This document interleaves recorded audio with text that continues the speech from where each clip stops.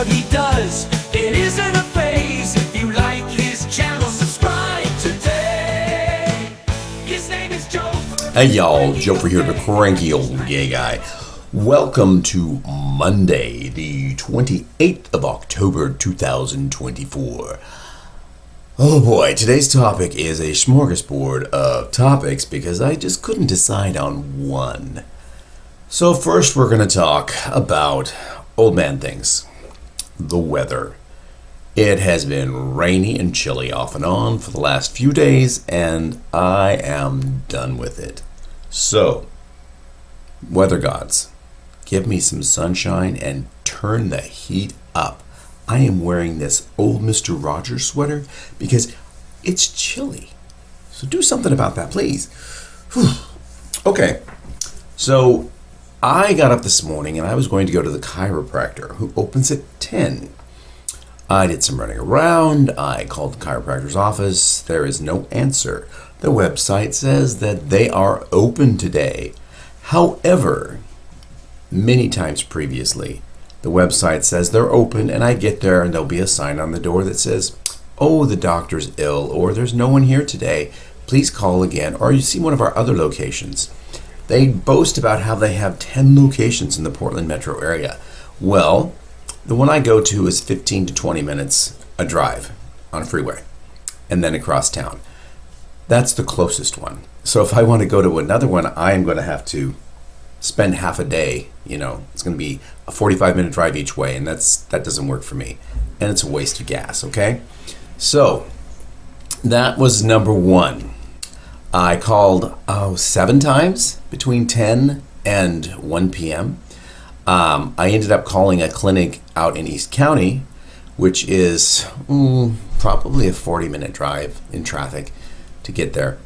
And they, for some reason, have access of who's where. So I said, do you have coverage at the Slabtown Clinic? And they said, oh, yeah. And I said, well, I'm calling because this has happened before and they haven't been around. She goes, I know, but I just talked to him a few minutes ago. He's there today. So I went ahead and went down, and he did not have a reception person. I don't know where they were at. There was a new patient he was working with, which takes a long time because it's their first visit. And then there were 2 people sitting in the waiting room, and then me. So it wasn't an in and out visit. It was a half-hour stay. Half hour? Yeah, I think I sat there for 15, 16, 20 minutes before I was worked on, and then I was out of there. So it was about a half hour once I actually got into the building. Okay, so that made me cranky. In the past, I've been going to the chiropractor for years, and the chiropractors change all the time, but it's the joint chiropractic. I've been going to them for years, and it's usually in, pop, out. If there's more than one person waiting, they just put them all out on tables, and they just go from one to the other. If they're working with a new client, they'll say, I'm going to pause this new client for 2 minutes, because that's all it's going to take to go over here and adjust this person. Well, the doctor that's there now, that's not his method. So it took longer. And yeah, that made me cranky. Number 2, I went to the gym. I woke up today, everything was okay. About an hour after I woke up, I started getting a onset of a migraine. And I was very tight in the shoulders and the neck. So I'm going to take this off because it's actually kind of itchy. Ooh, it's chilly though. Anyhow, went to the gym, headache coming on, worked out the shoulders, worked out the neck. Irritations came in the form of weight machines that are loaded with weights, and the person that was using it just walks off and leaves it. It's still loaded with weights. So I can either try to lift as much as they were, or I can unload the weights and stack them and get a workout that way without ever using the weight machine. But this was for legs. And you have to unload it, and then you have to load on the weights that you want. It's just disrespectful to everybody else in the gym when you use a machine that you have to put plates on. And you put plates on and then you don't take them back off. Because The next person might not be lifting 500 pounds. They might be lifting 25 pounds. But they have to take off, even if it's not 500, they have to take off like 90 pounds on each side to get to that 25. And that is discourteous. So that made me cranky. The locker room. It wasn't super clean. And it should be clean. I think they maybe have janitorial. They don't have it every day. So that changes off and on. And I think it's employees that quit, or they just have a hiring freeze or something. I'm not sure what's going on, but the shower room itself, tiles are filthy. Lots of hair and crap in the floor drains. And there's a lot of water. People will walk from the shower out to their locker, and they get water all over the floor. It doesn't get wiped up. They sit their wet things, including their butts, on this bench, and then those are wet and they don't get wiped off, and there's no one in there to clean up. You can't go grab paper towels because guess what? They don't have any. Everything is air dry. I guess you could grab toilet paper and have it smear all over the bench, but yeah, no one does that either. I miss the days when there was a janitor there all the time, and at least once an hour they go through the locker room and clean things up. That's what 24-Hour Fitness needs to get back to. Their membership, I don't believe, has dropped. It might have dropped during COVID, but it's back up there because it's busy again. So you should be able to afford a full-time janitor. So 24-Hour Fitness, this goes out to you. Get on that. Okay? Okay. I'm going to leave this really short video, but I do want to address a couple things. I watched the entire 2 hour and 58 or 59 minutes of the Donald Trump interview on the Joe Rogan podcast. And let me tell you, it was not enlightening. Other than the fact that it was very softball. Rogan didn't press him on pretty much anything. In fact, he praised him a lot about what a good guy he was. He also started the show by talking about Donald Trump's appearance on The View in 2018 when he was running for president, and how all of the hosts on the show loved him, and now they just hate him, and it's just like two faces of these women. Well, that's not true, because I do watch The View. And the time when they really were polite to him, God, I don't even know when that was, but it was Joy Behar who was teasing him about his hair and asking if he can touch his hair, and he let the ladies on The View touch his hair. And this was back, I think Sherry Shepherd was one of the hosts at the time, and that really conservative Elizabeth something or other, the one from Survivor who just was a right-wing nutcase and uber Christian. Well, the clip that he was talking about was long before he ran for president, okay? Because when he ran for president, if you look at that clip, and I know this because The View actually brought it up today, they showed the clip where the hosts were polite and Barbara Walters was polite, and that was from 2011. It was not the 2016 clip or 2018 or whenever he was running the first time. So that was false. And also in the clip, Rogan described how they all loved him and said that he was one of their friends and all this. And none of the clips actually show that. They show the one where they're polite, but none of them actually talk about how he's a great guy and he'd make a great president like he and Joe Rogan were talking about. So that was wrong. It really got to Whoopi Goldberg. She showed clips where she goes, "You think I'm happy about this?" And then, she showed pictures from the past, and it's like, does she look happy? No, she doesn't. She looks like she's witnessing a clown that she doesn't want on stage. Okay, so that was one thing. The rest of it, again, very, very softball questions. It almost made Trump sound like a normal person. And I'm sure that the questioning was orchestrated to do that, because although Joe Rogan doesn't say that he is a Trump supporter, and he does have people from conservatives and liberal views, both sides, on his show all the time. I think he has probably more conservative guests that he really pals up to. With this one, he didn't come out and say that he's voting for Trump.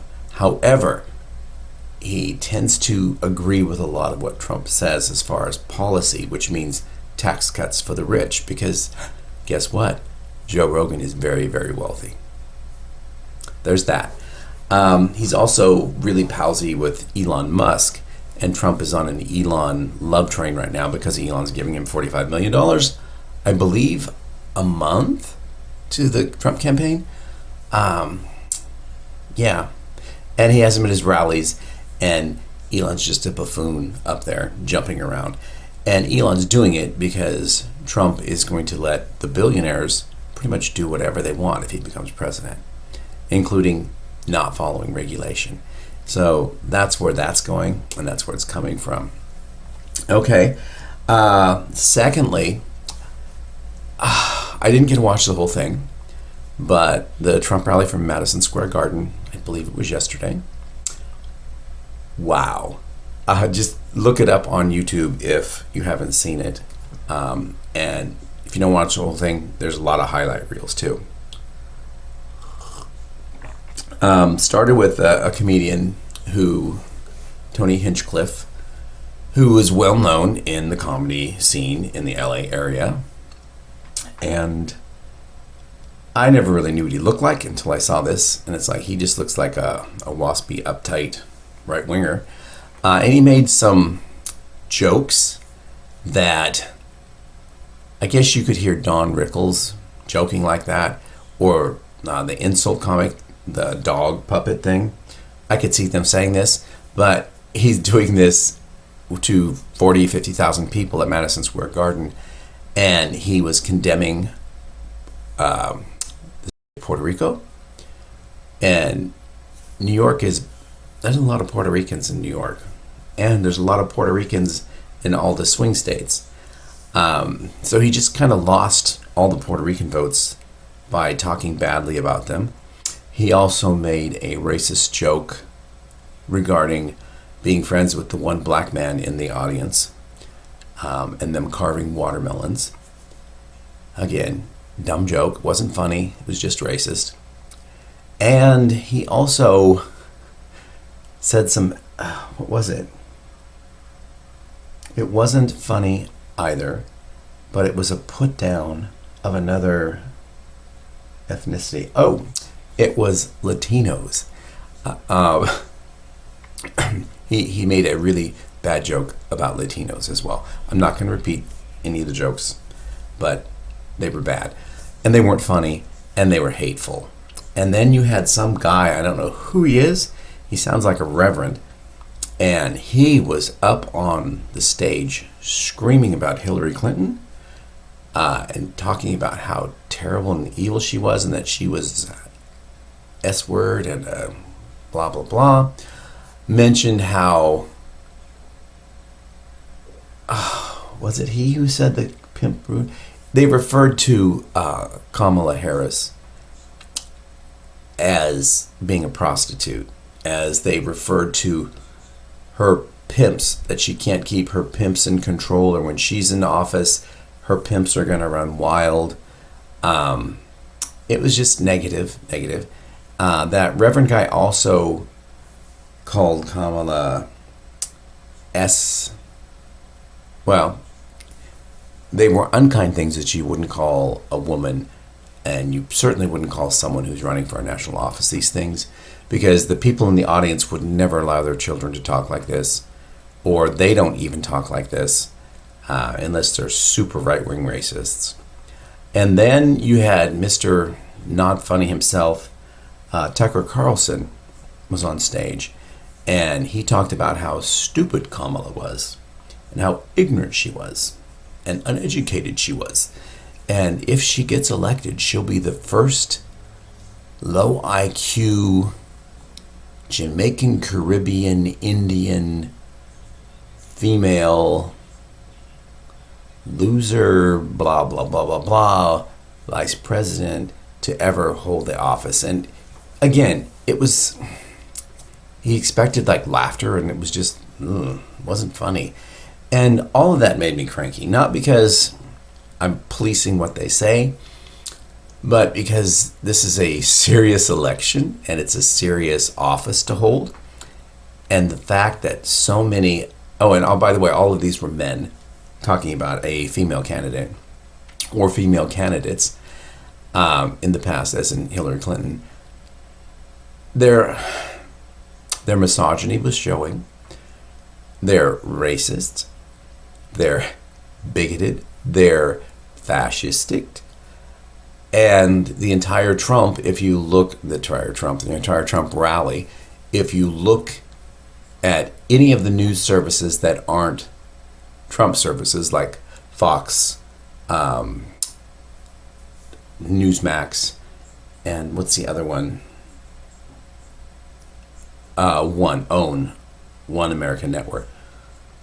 If you're not watching those, but you're watching any other news service, you will see comparisons between this rally and a Hitler-Nazi rally in like 1931, and pretty much the same kind of speakers saying the same kind of things about the opposition, and the crowd cheering. And like that reverend, when he got up there, he was holding up a Bible and shaking it and screaming about how we have to wipe these people out and we have to eliminate the opposition because they're evil and the devil. And oh my God, it's all so Nazi. If you do a search online and you go to, the Lincoln Project, they have a little commercial out which runs the film footage of this Nazi rally in 1931. And it is being translated. And so much of it is exactly what was said at last night's rally at Madison Square Garden. Oh, boy. It makes me cranky that it's even happening. And what makes me even crankier is that people buy into what they're saying and see Trump as some type of a superhero who's going to save them. When in reality, if you're not white and you're not a conservative Republican, Trump's going to make your life hell. And that makes me cranky too. And that's all I got for you today. So that's it. I look forward to your comments, and I'm sure they're not all going to be kind. Talk to y'all later. One more thing. I did a recent interview with Enzo, the Naked Reporter, and he talked about last year or the year before, he went to Berlin and he was asked to model with other nudists to do some walking around Berlin and getting on and off subways. He did send me the link. Actually, he posted it, but it seems to have disappeared, and I think it was removed because there's a link, and I believe YouTube probably sees a link as a spam email.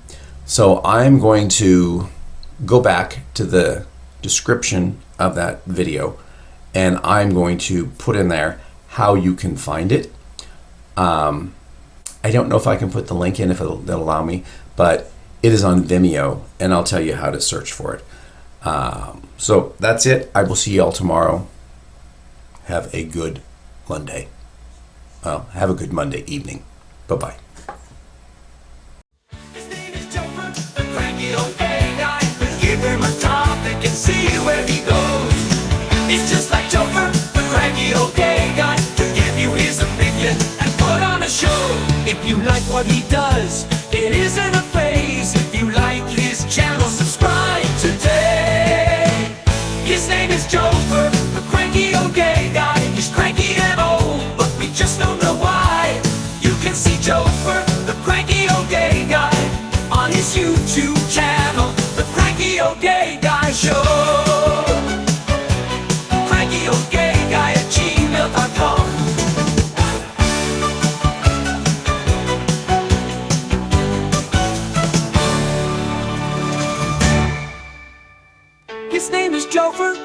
cranky old gay guy to give you his opinion and put on a show. If you like what he does, it isn't a phase. If you like his channel, subscribe today. His name is Joefer, the cranky old gay